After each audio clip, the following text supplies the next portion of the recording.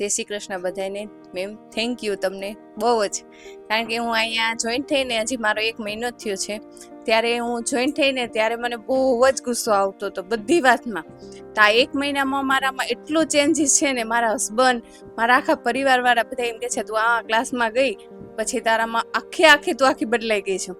તો એના માટે હું મેમને બહુ થેન્ક યુ કહું છું, કારણ કે એના લીધેથી મને ગુસ્સો આવતો હતો, એના લીધે મારા બાળકની અસર થતી હતી ને.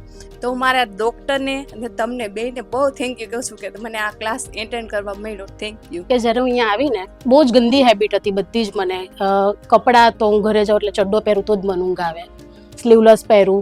પછી ખાવાનું તો મોસ્ટલી બહારનું જ ખાતી, સવાર સાંજ બહારનું ખાતી. ઘરે મને કેટલું કહે કે તું ઘરનું ખા, પણ ક્યારેય નહીં.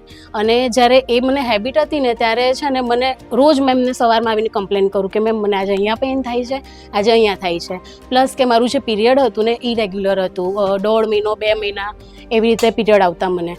પણ એકદમ તો હેબિટ છૂટી નહીં, ધીરે ધીરે મેં બધું ઓછું કર્યું અને હવે સાવ મેં બહારનું ઓછું કરી દીધું છે. તો અત્યારે મારું પીરિયડ એકદમ રેગ્યુલર આવે છે, પ્લસ મને કોઈ જાતની કોઈ તકલીફ નથી થતી.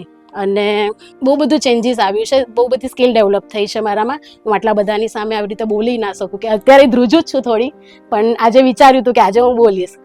પણ કેવું કે 10 ભણી છું, પણ મને કોઈ જગ્યા પર કોઈની પણ પાસે મને મોકલે મેડમ, ઇવન CA, ડૉક્ટર. અને અહીંયાની જર્ની બહુ સારી રહી છે મારી.